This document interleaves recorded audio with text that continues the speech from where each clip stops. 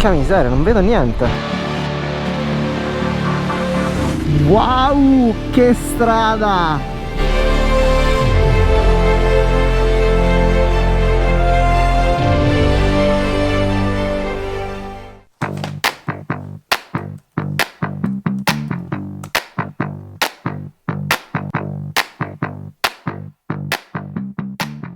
Io ho sempre pensato che la strada asfaltata più alta d'Europa fosse il Pico de Veleta e leggo adesso che è chiusa a 2500 metri. Quindi la strada asfaltata percorribile più alta d'Europa è questa qui, Ötztaler Gletscherstraße. Che poi ragazzi, magari non è la più alta, ci sono un sacco di distinzioni. Sono strada più elevata, non aperta al traffico, valico più elevato con sbocco veicolare, senza sbocco veicolare. È tutta una convenzione.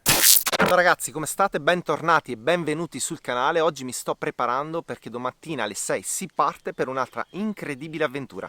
Due passi fondamentali: il Passo del Rombo, 2474 metri, utilizzato ancora dall'età della pietra, poi per i contrabbandi. C'è il museo di moto più alto del mondo, lì a 2474 metri, quindi pazzesco, una storia incredibile perché è bruciato e poi ricostruito. Poi si continua e si arriva fino ai 2830 metri del ghiacciaio dell'Ötztaler, 100 metri in più del Passo dello Stelvio. Sono sicuro che i paesaggi saranno pazzeschi, venite con me che non vedo l'ora di farveli vedere. Ok, ore 6:02, partenza. Ed eccoci arrivati in Val Passiria ragazzi. Avete visto già nell'altro video quando sono andato al Passo Giovo e al Passo Pennes. Guarda qui che bella macchina, stupenda. Morgan, mai sentita. Ed ecco qua che ho preso la strada del Passo Rombo. A me piacciono tantissimo questi posti, anche perché si parla comunque altoatesino tedesco, si respira proprio aria di confine. Il fatto che, come tantissime regioni erano sul confine, si viveva tantissimo col contrabbando, che fondamentalmente consiste nel comprare le cose dove costano meno e rivenderle dove costano di più. Guarda anche questa strada com'è scavata nella roccia. Qua siamo a Maso in Passiria, che è l'ultimo paese prima del passo. Che spettacolo di valle. Più che monumento di Passo Rombo, questo ha la vista dalla Val Passiria. Andiamo a vedere. Passerella qua a sbalzo sopra la Val Passiria. Che spettacolo. E qua c'è il museo. Ah sì, fa vedere come erano i paesini prima, come era Moso in Passiria. E il capoluogo ecco, Alta Val Passiria si chiama questa valle. C'è un bunker museo, un centro di documentazione realizzato all'interno di un bunker segreto costruito nella roccia da Benito Mussolini. Peccato ragazzi che sul video non si sentono gli odori. C'è un odore di erba fresca, di prato di montagna incredibile. Tunnel 6. Mamma mia che posti. Qua c'è un quadro davanti a me.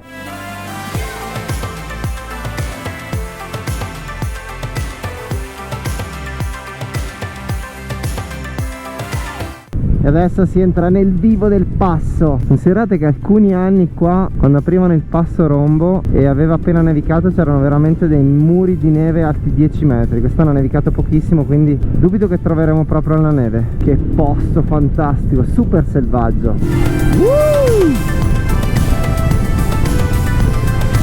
Questa è la sbarra che chiude il passo dalle 8 alle 7. E adesso basta, non c'è più niente, solo il passo e la montagna. Che vallata. È il Canada qua ragazzi, veramente è il Canada. Questo è esattamente come piace a me un passo alpino.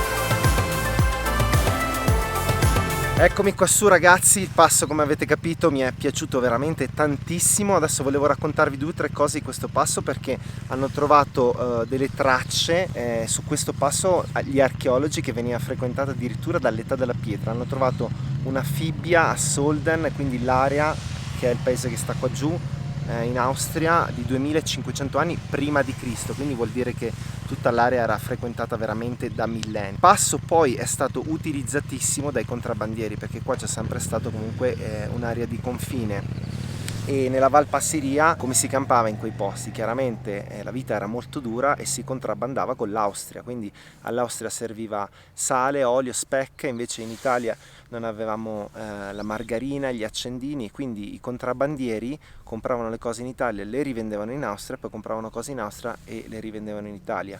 Era una vita molto dura perché innanzitutto avevi il rischio di essere scoperto dai finanzieri e poi c'era comunque il rischio di attraversare questo passo qui anche in inverno con i ghiacciai, con le attrezzature che avevano prima, che non c'era il Gore-Tex, il Polartex e tutte le attrezzature tecniche che abbiamo oggi per andare in montagna. Quindi era veramente un rischio e tra i contrabbandieri si diceva che a fare i contrabbandieri hai un piede in prigione e un piede nella fossa. Il contrabbando qua è stato utilizzato fino più o meno agli anni 70, poi i prezzi si sono livellati e l'attività di contrabbando è andata via e poi soprattutto veniva fatto di notte perché chiaramente pochi in paese dovevano sapere chi erano i contrabbandieri, appunto perché non denunciassero alle autorità, e quindi tu lavoravi tutto il giorno nel campo e poi la notte prendevi e facevi il contrabbando. Mi ha colpito la frase che ho letto in un'intervista di uno di questi contrabbandieri, diceva: noi veniamo da una generazione che avrebbe fatto di tutto per sopravvivere, quindi è un'epoca che noi non possiamo nemmeno lontanamente immaginarci. Ti viene il pensiero alle persone che attraversavano questi passi, queste montagne, non per piacere ma per necessità. Poi per quanto riguarda invece la costruzione del passo, dalla parte austriaca la strada è stata costruita solamente per fini panoramici, invece nella parte italiana l'aveva fatta costruire Mussolini per avere un'alternativa strategica al passo del Brennero e al passo di Resia. Infatti questo passo qui veniva chiamato dai locali il passo nascosto. Perché? Perché circa 25 km più a est del passo c'è il Brennero e un'altra trentina c'è il passo di Resia, passi più frequentati, più agevoli, piuttosto che salire le montagne così. Questo è un passo un po' scomodo effettivamente rispetto a Resia e al Brennero. E era il passo nascosto, quindi c'era una mulattiera e Mussolini la fece migliorare, poi intorno agli anni 60 venne completata la costruzione della strada proprio. Viene chiuso la notte, come avete visto, dalle 7 alle 21, appunto per motivi di sicurezza. Ora andiamo a vedere cosa c'è dentro quel obelisco, poi passo avanti al museo della motocicletta, ma non mi fermo perché chiaramente il mio obiettivo è un altro, come sapete, e magari ci passo al ritorno. Vediamo come butta la giornata. Un altro piccolo dettaglio, ragazzi, rispetto alle Dolomiti, vedete che questa è tutta roccia grigia, no? Questa è tutta roccia vulcanica, tutta creata da vulcani. Adesso andiamo a vedere cos'è questo museo dentro, molto particolare.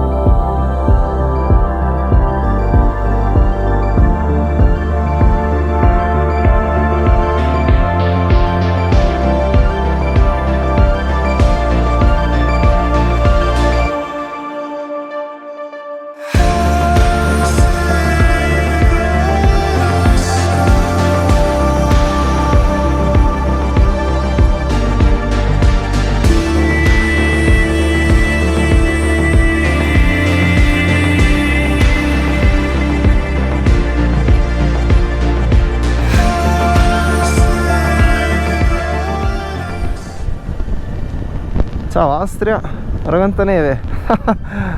Che spettacolo. Pedaggio fra poco. Ah sì, è a pagamento sta strada. Che spettacolo totale. 2442. Questi sono veramente i muri di neve.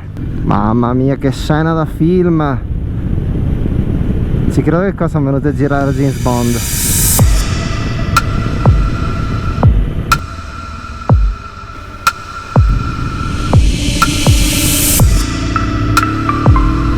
Che vallata. Beh, devo dire che è stato scalzato il Gavia, è stato scalzato dal rombo. Wow, che strada!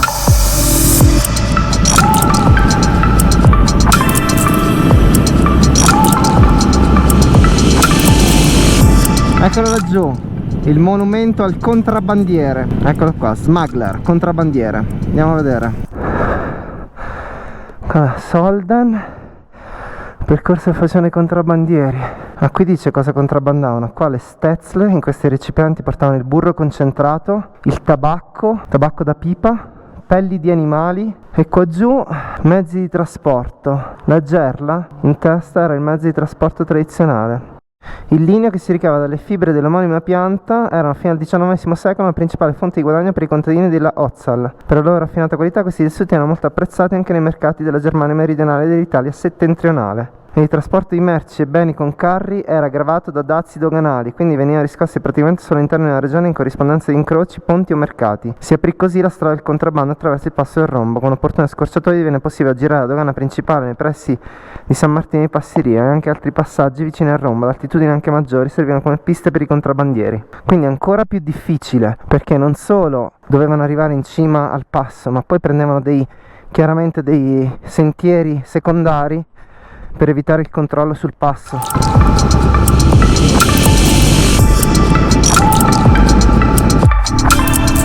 Eccolo qua, il Top Motorcycle Mountain Museum, bellissimo.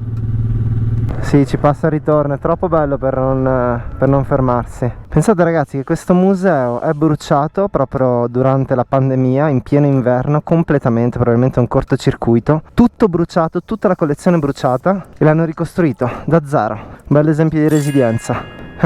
Qua trovarono un pallone aerostatico e gli abitanti pensavano che fosse un UFO, gli abitanti del posto. Ora riscendiamo e poi risaliamo. Qui siamo a Solden. Lasciamo Solden e in 20 minuti e 13 km arriviamo sul tetto d'Europa. Comunque ecco perché sale a questa quota, perché è ripidissima. 1875. Oh, non si paga quindi oggi. Meglio. Vamos, vai Transalp, vediamo se è vero che una moto a carburatori ha dei vuoti a queste quote. Vediamo. E qua si inizia a vedere lo spettacolo. Passato il limite della vegetazione, inizia a fare freschino. Strada deserta, tutta per me.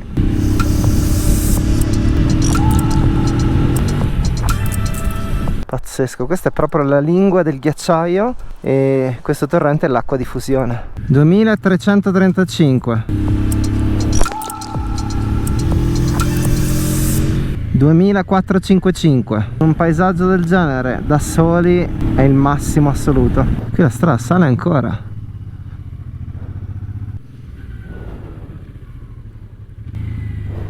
Arrivati, questo è il punto più alto. Che posto pazzesco. C'è la targa, quanti metri? 2798. Highest road in EU.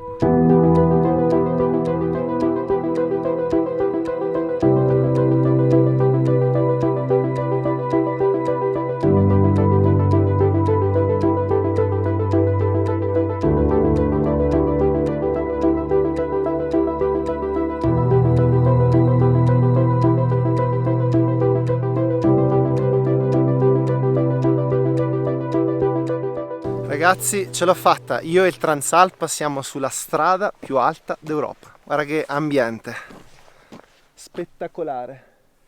E devo dire che mi ero portato il piumino, ma sento caldo, sarebbe da maniche corte. E adesso faccio pranzo qua, a 2798 metri. Bellissimo, e la cosa più bella è che sono da solo, non c'è nessuno, non ho incontrato nessuno. 2 macchine in strada, c'erano qua 2 Porsche, ma per il resto bellissimo, cambia completamente l'esperienza. Ora voglio vedere se quel tunnel porta da qualche parte, poi riscendo giù nella valle, faccio il punto della situazione, infiliamoci nel tunnel e vediamo. Mamma mia che buio, non vedo una cippa, porca miseria, non vedo niente, mamma mia, non vedo veramente niente. Innanzitutto fari alti. Passare dalla luce accecante della neve a un tunnel così buio è pazzesco. Non vedevo nulla, buio completo. È lunghissimo. Poi là, che paesaggio spettacolare. Questa è la parte di là della montagna di prima, bellissimo. Sente solo l'acqua che si scioglie, la neve che si scioglie. Sono venuto qua dal tunnel, ragazzi, posto pazzesco. Anche qui sono completamente da solo, non c'è anima viva, zero. Transalp, veramente zero problemi, nessun vuoto, niente a questa quota. Quindi si torna in sella e si va a vedere il museo delle motociclette. Vamos! Prima di lasciare il ghiacciaio volevo dirvi una cosa sui ghiacciai, che quello che noi sappiamo sui ghiacciai, cioè che letteralmente scavano le valli, infatti le valli glaciali hanno una conformazione a U rispetto alle valli scavate dai fiumi, che invece sono proprio a V, come il Grand Canyon, per capircene, sono molto più strette. Lo sappiamo da pochissimo tempo. All'inizio del secolo gli scienziati non credevano assolutamente che i ghiacciai potessero avere la forza di scavare intere valli. Chiaramente sottovalutavano l'enorme forza di un ghiacciaio e i tempi stessi che ci metteva il ghiacciaio per scavarla. Parliamo di decine di millenni. Ok ragazzi, sono entrato, posto veramente pazzesco. Adesso vi faccio un po' vedere quanta roba c'è qua dentro. Incredibile che abbiamo ricostruito tutto, tantissime moto bellissime. Adesso ve ne faccio vedere un pochino nel dettaglio.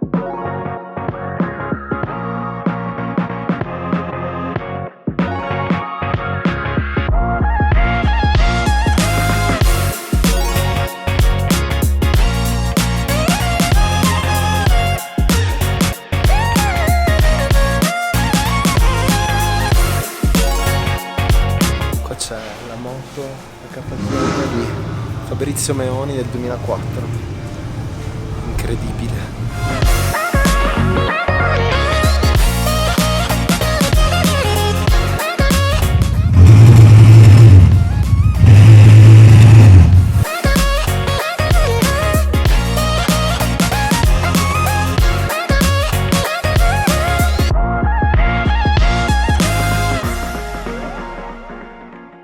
La miele che fa le lavatrici adesso faceva le moto prima. Ok ragazzi, è ripartito dal museo, ritorno a Rombo, museo fantastico. C'erano veramente tantissime case produttrici di motociclette, prima c'erano tantissimi modelli, prima c'era veramente una varietà pazzesca sia in Italia che all'estero. C'era anche più fantasia, mi sembrava, nel costruire le moto. C'era, non lo so, vedevano tutti quei motori tutti diversi, particolari, insomma. Molto molto bello, anche se non ti interessano le moto è un museo da vedere.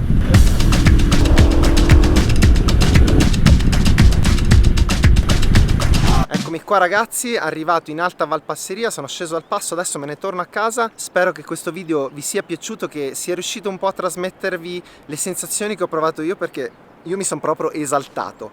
Spero che abbiate visto un po' di bei paesaggi che ho visto anch'io. Se il video vi è piaciuto lasciatemi un like, se i contenuti vi piacciono iscrivetevi al canale, e la traccia GPX del giro, anche se è molto facile, la trovate sotto in descrizione, scaricabile gratuitamente come sempre, e noi ci vediamo al prossimo video. Ciao ragazzi!